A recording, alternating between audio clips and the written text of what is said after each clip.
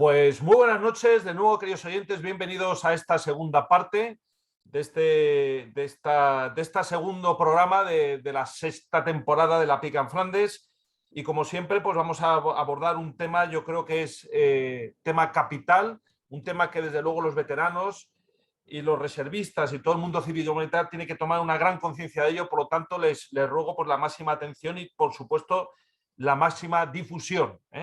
El general Cifuentes, don Juan Cifuentes, nos va a hablar de temas, yo creo que son capitales, como son las amenazas que existen, esa no sensación o esa ausencia del sentimiento de amenaza que desgraciadamente sufrimos en nuestra nación, cuáles son las estrategias y también para poder hacer un ejercicio, vamos a decir, de comparado, cuáles son los modelos que existen en otros países y en los cuales, pues de alguna forma, nos tenemos que comparar y tomar referencia al respecto. Así que adelante, mi general, por favor. Muchas gracias, Guillermo. Buenos días a todos de nuevo. Retomo un poco algunos de los aspectos que se comentaron en el último programa y en la primera parte de este, relativos a la falta de conciencia de defensa nacional, ¿no? Algunas encuestas que salieron en las que se demostraba que la gente no tenía ningún interés en defender nuestro territorio. Se ha hablado también de que en la primera parte de que somos un estado de entrevista, que no negociamos en fuerza, tenemos una posición débil. Esa falta de sentimiento de amenazas quizás hay que explicarlo en cómo se explican las amenazas que tiene España. Así que repasando la estrategia de seguridad nacional del año pasado, de 2021, pues podemos ver que consideran amenazas en ese documento la tensión estratégica y regional, el terrorismo, las epidemias, amenazas a infraestructuras críticas, emergencias y catástrofes, espionaje, la desinformación, vulnerabilidad del ciberespacio, vulnerabilidad del espacio marítimo, vulnerabilidad aeroespacial, inestabilidad económica y financiera, crimen organizado, flujos migratorios irregulares, vulnerabilidad energética, proliferación de armas de destrucción masiva y efectos del cambio climático. O sea, muy etéreo, nada concreto y una estrategia que no relaciona estas posibles amenazas con la situación nacional. Tampoco he visto que se explique en los colegios esas amenazas, ni que se haya hecho ningún programa de radio o televisión para darle un contenido y desarrollar cada una de ellas, que tendría un contenido extenso. Así que no es extraño que no haya una sensación de amenaza. Por ejemplo, no aparece entre las amenazas la ocupación del territorio, como ya tenemos en nuestro territorio, o nos está ocurriendo con frecuencia, como pasó en Melilla. Si seguimos en el capítulo 4 de esta misma estrategia, en el planeamiento estratégico, bueno, pues el Gobierno de la Nación cree que hay 3 objetivos a alcanzar. Uno es avanzar en el modelo de gestión de crisis, es algo así como enfocar los esfuerzos en la alerta temprana, o sea, que no nos sorprendan los acontecimientos. El segundo objetivo es favorecer la dimensión de seguridad de las capacidades tecnológicas, o sea, hacer un uso de toda la tecnología moderna de nuestra sociedad y de nuestras empresas en beneficio de la seguridad. Y el tercer objetivo es desarrollar la capacidad de prevención, disuasión, detección y respuesta de España frente a estrategias híbridas. Pues este es un muy interesante objetivo que habría que ver cómo lo estamos cumpliendo, porque en la ley 36/2015 de 28 de septiembre de Seguridad Nacional, el artículo 5º, hablando de la cultura de seguridad nacional, dice que el Gobierno promoverá una cultura de seguridad nacional que favorezca la implicación activa de la sociedad en su preservación y garantía, como requisito indispensable para el disfrute de la libertad, la justicia, el bienestar, el progreso y el derecho de los ciudadanos. O sea que hay que aplicar un modelo, hay que trabajar en la cultura de seguridad. Y eso yo creo que es uno de los temas que está pendiente. He estado repasando cómo lo hacen en otros países, que era uno de los objetivos también, ¿no? Y ver qué están haciendo fuera. Y al final, pues no me voy a entretener porque no hay tiempo, pero sí que podemos considerar que hay 4 modelos, ¿no? El modelo antiguo que teníamos aquí, que en muchos países se aplica, es decir, servicio militar puro y duro, defensa del territorio y todos los jóvenes implicados en ello. En eso están los países del este, Azerbaiyán, Lituania, Estonia, Albania, Rusia, Ucrania. Esos países pues utilizan ese modelo. El modelo americano, que es el de tener un ejército muy profesional y luego dejar que el resto de la población que quiera contribuir a la defensa de la nación lo pueda hacer formando parte de unidades militares. La Guardia Nacional es el ejemplo de ello. El modelo suizo es la nación en armas, o modelo israelita, en el que todos participan en la defensa nacional y periódicamente, cada año, hasta los 50, Tenía un amigo que así lo hacía en Suiza, hasta los 50 se iba 2 semanas a unas maniobras al año y recogía su fusil que tenía en casa, el casco y el uniforme y se iba, nació en armas. Y luego está el modelo francés que quizás es el que más se aparece a nosotros, que han recuperado y están haciendo un esfuerzo por recuperar esa conciencia nacional en la juventud, esa formación en seguridad y defensa. Y ahí es donde podemos en este programa o en otros hablar de lo que podría hacerse en España, ¿no?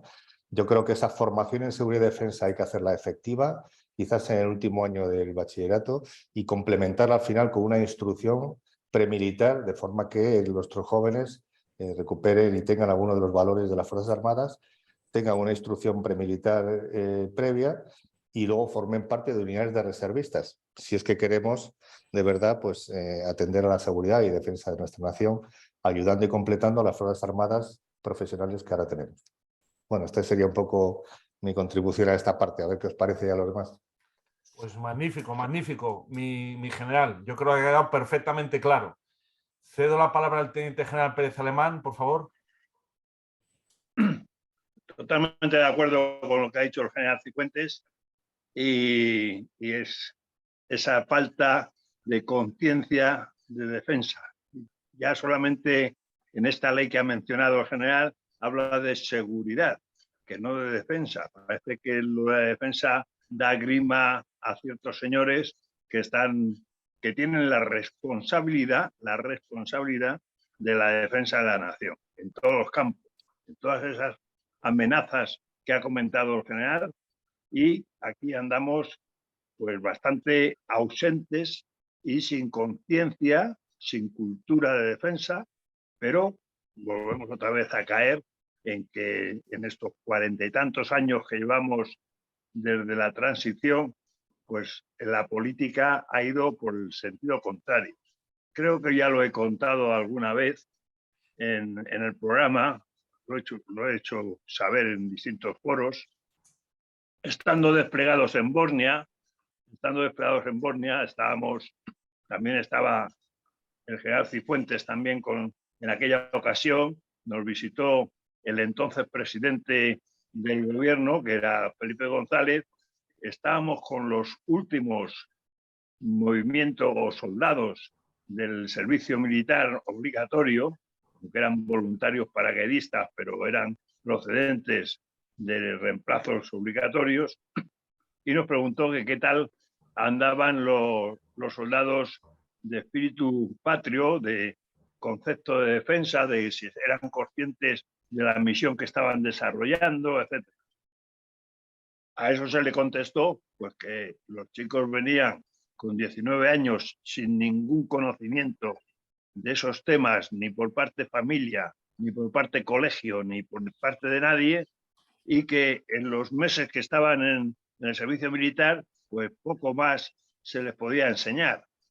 Y en ese momento estábamos en misión y, en fin, tenían un poco una concienciación un poco más selectiva, pero la verdad es que era muy difícil eso hay que enseñarlo desde pequeños a través de la familia y de la escuela.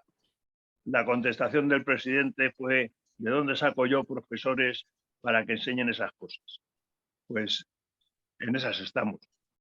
Esa conciencia de defensa de la nación, de espíritu patrio, pues no existe, ni se promueve, ni se hace todo lo posible, todo lo contrario, en los centros de enseñanza para que nuestros jóvenes, niños, empezando por niños y jóvenes, adquieran esa inquietud. Luego, a la hora de pedir su sacrificio, pues no cabe que no hay lugar. Eso por un lado. Y por otro, pues lo mismo. Fórmulas hay muchas para incrementar ese sentimiento.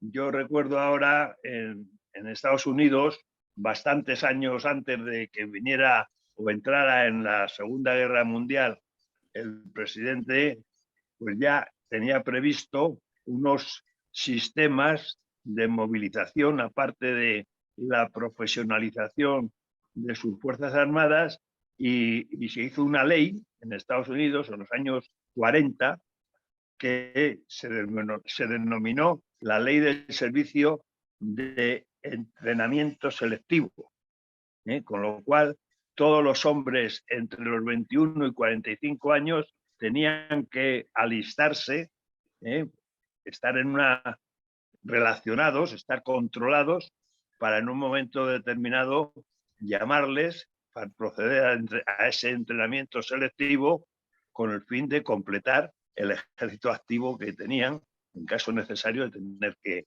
aumentar sus efectivos.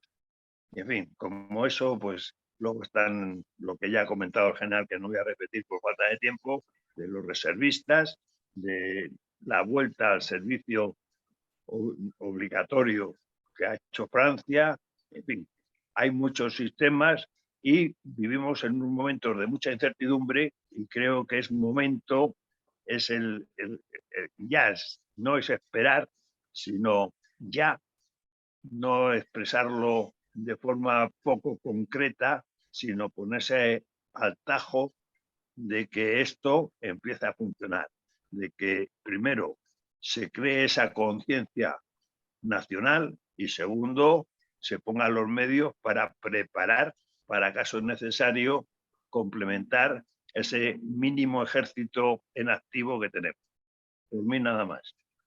Muchísimas gracias, mi teniente general. El general Cifuentes quería comentar algo. Sí, el general Alamán ha comentado el tema de la formación o los planes de estudios. Entonces, recuerdo que actualmente existe documentación, unidades didácticas y material escolar suficiente en Internet, precisamente organizado por el Instituto de Estudios Estratégicos, el famoso metalibro, que cualquier profesor puede acudir a él en su clase por Internet y tener una unidad didáctica relativa a temas de seguridad. Las delegaciones de defensa están haciendo también un esfuerzo para organizar cursos para profesores que quieran asistir y allí les explican y les enseñan las unidades didácticas en temas de defensa, pero es todo voluntario. Aquí lo que se trata y de lo que estamos hablando es de que forme parte del currículum escolar, la seguridad y defensa. Muy bien, importantísima esa aclaración, la existencia de ese metalibro para aquellos profesores que sin duda nos escuchan, pues que como es voluntaria que lo apliquen en sus clases. Así que... Sí, mirarlo en Internet porque merece la pena, ahí se ven todas las unidades didácticas que hay para primaria, secundaria y bachillerato. O sea que está todas las materias y en distintos idiomas. O sea, hay un trabajo en defensa hecho impresionante. El caso es que no se obliga. Pues importantísima información, que nuestros oyentes, veteranos y reservistas que formen parte de los campos de la docencia en primaria, secundaria y en bachillerato, pues que echen mano de esos materiales y que directamente ellos apliquen esos conocimientos, igual que a los directores de colegio les animamos a que en esas actividades que van en paralelo a los planes obligatorios pongan en práctica, digamos, estos materiales que sin duda pues deben ser una calidad magnífica. Cedo rápidamente la palabra al general. Sí, adelante, perdone. Adelante. No, que está muy ocupado con el lenguaje inclusivo. Pues se les va a acabar lo del lenguaje inclusivo, porque vamos, la actualidad manda y la historia va por un camino que es el que es. Muchísimas gracias. General Fontela, adelante, mi general, por favor. No, yo cedo la palabra al coronel Manrique para que hable de la amenaza más peligrosa que tenemos, que es un experto en el tema. Adelante, adelante, mi coronel, por alusiones. Por alusiones, sí. Esto, como veis, preparamos las charlas. Bueno, en general, el problema no es de conocimientos teóricos, ni siquiera de documentación escrita, incluso de órdenes. El problema es de realidades que no digo, no entremos en quién tiene la culpa, pero el hecho es este. Porque todo esto de tener alerta temprana o una tecnología a punta, luego vemos que se plasma en que, bueno, pues no hacemos caso de los indicios palpables que nos da la realidad. Es decir, que Marruecos se ha apropiado no solo del Sáhara, sino de las aguas territoriales antiguas de ese Sáhara que no es suyo internacionalmente, por más que Estados Unidos lo diga. Y no solo eso, ha invadido con la ampliación de la zona económica exclusiva basada en las costas del Sáhara español, las de Canarias. y se ha apropiado del monte que tiene todas las reservas de grandes minerales. En fin, la realidad es esa. La realidad es esa. Tecnológicamente, hemos visto ahora que nuestro alto Estado Mayor dice que, bueno, pues vamos a ver si no, habíamos dicho que renunciábamos a los drones armados. No, vamos a armarlo. Marruecos los tiene armados, algunos judíos, otros norteamericanos, otros franceses, y los usa desde hace mucho tiempo. Tecnológicamente, en ese campo, que está claro que nos lleva ventaja, pero nos lleva ventaja en otros campos como el de los cohetes. España fabricaba cohetes, ya no los fabrica. Estaba a punto de tener un vector superficie-superficie o un inyector de satélite, ya no lo tiene. Y Marruecos los tiene, de todos los calibres, algunos de 200, 300 milímetros, chinos, por cierto, que llegan desde el Ayun hasta Lanzarote, hacia, no sé, Fuerteventura, hasta La Palma, o hasta Almería. En fin, todo eso se plasma en que no tenemos una ley de movilización.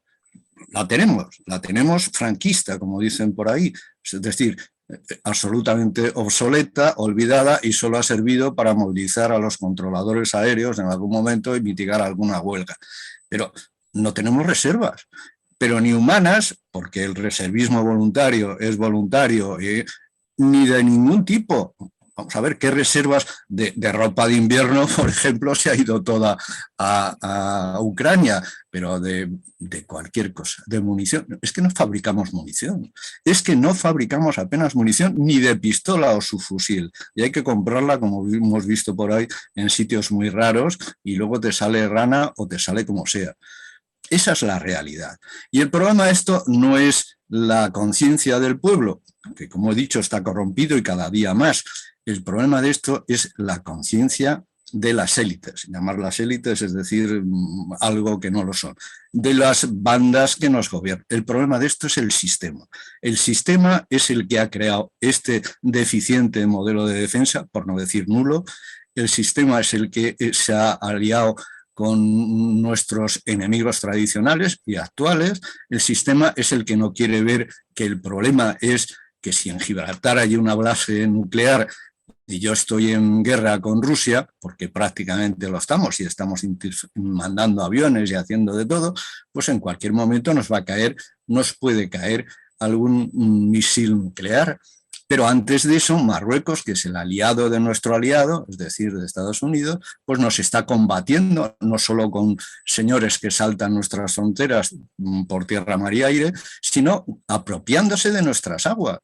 En fin, esto es el problema. O cambiamos de sistema político, o todas las propuestas razonables, sentidas, incluso aunque lleváramos al pueblo a un patriotismo extremo, que es muy difícil, tal como están las cosas, tendríamos enfrente la clase política, el sistema. Con este sistema, todo lo que podemos hacer es tirarlo o rendirnos. La rendición preventiva, que es de la que habla nuestro general Fontella, esa es nuestra política de defensa. Rendición. ¿Quieren ustedes los peñones? Ténganlos. Ceuta Melilla dentro de 2 días. Canarias, bueno, de momento las aguas. Así estamos. Hay que verlo así. Todo lo demás son algo disquisiciones filosóficas. Adelante. Pues muchísimas gracias, mi coronel. ¿Puede exhibir el libro, si es tan amable? El libro que ha escrito para que nuestros oyentes lo vean y lo adquieran. Amable e interesado. Que se vea la pantalla. Es que no se ve bien. A ver, lo puede subir. Hable para que hable mi coronel. Hable un poco, por favor. Mi coronel, hable un poquito. Bueno, España-Marruecos, el libro del coronel Manrique, muy recomendable, por favor, para nuestros oyentes, para conocer en profundidad, magnífico libro, las amenazas que supone pues, la situación de Marruecos. Gracias, mi coronel. Pues rápidamente... ¿Perdón? No, nada, que el título era España-Marruecos y el problema del Sáhara, Ceuta, Melilla, Canarias, en fin, nuestra historia y los medios militares. O sea, hay un poco de filosofía, de historia y llaman la gente hierros, carros, cohetes, aviones.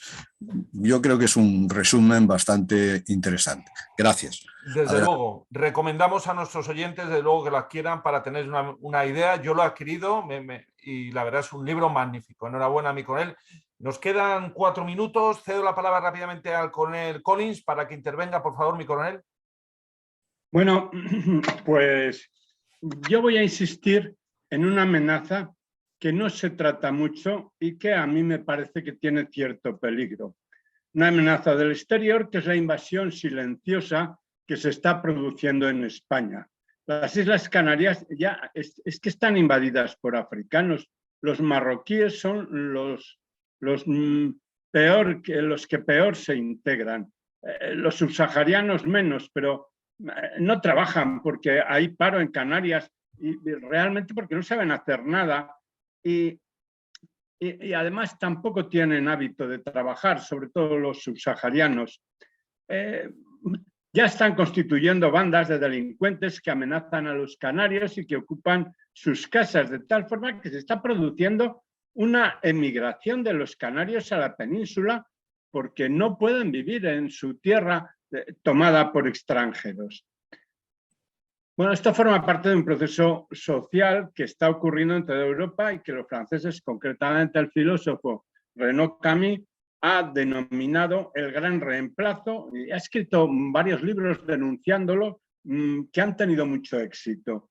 Las élites europeas, por lo visto, han llegado a la conclusión de que sus respectivos pueblos pues no les gustaban y que había que reemplazarlos.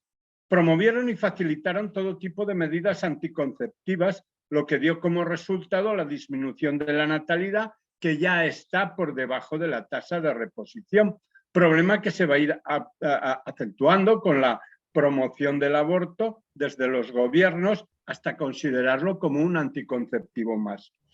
El hueco que están dejando los ciudadanos castizos de los diversos países europeos, pues lo quieren rellenar emigrantes del norte de África, del Oriente Medio, en Inglaterra, de Pakistán, y lo están consiguiendo. Los españoles tenemos suerte porque mucha inmigración procede de Hispanoamérica, cuyos naturales son perfectamente asimilables. En no muchos años la población europea va a quedar sustancialmente alterada. Y aquí concretamente la cultura, la historia y las tradiciones españoles pues no van a decirle nada a gran parte de los nuevos españoles. Va a ser pues como un reseteado cultural, una puesta a cero de las mentes para inculcarles las ideas que convengan a los que entonces manden. Bueno, además, por ejemplo, cooperan con los estudios. No se va a estudiar nada de la historia de España anterior a 1812. Bueno, esto para mí puede constituir una amenaza en el futuro y en Canarias ya. Muchísimas gracias, mi coronel. Don Fernando, 30 segunditos, que estamos ya casi fuera de tiempo, por favor. Pues poco que añadir ya, pero las amenazas, algunas, están siendo reales. Este verano he estado en Melilla y Marruecos está aplicando a Melilla lo que antes hacía España con Gibraltar, pero mucho más discretamente, que es un cierre de frontera, que ya si queréis en algún otro programa pues lo tratamos más. Muchísimas gracias, don Fernando, por su intervención. Y luego, para cerrar el turno, el general Cifuentes, si quiere hacer un brevísimo resumen, algún comentario adicional, por favor, mi general. Nada, Guillermo, muchas gracias. Yo creo que el debate está abierto y el tema de amenazas creo que hay que seguir profundizando, porque están saliendo aspectos de amenazas que no se tienen en cuenta y que sí que conviene profundizar un poco más. Las amenazas nos tienen que llevar al modelo que tenemos que tener para responder a ellas. Pues perfecto resumen de este magnífico programa donde se han puesto sobre la mesa muchísimas amenazas. Lamento que no tengamos más tiempo, pero las circunstancias mandan. Desde luego este va a ser uno de los ejes vectores de este programa, de esta temporada de la PICAN Flandes, estas cuestiones que sin duda son decisivas, y la PICAN Flandes no solamente va a evidenciar estos problemas, sino que va a proponer soluciones para los que tienen que tomar esas decisiones, se muevan y actúen lo antes posible. Muchísimas gracias, queridos oyentes, por favor compartan estos podcasts. Muy buenas noches a todos.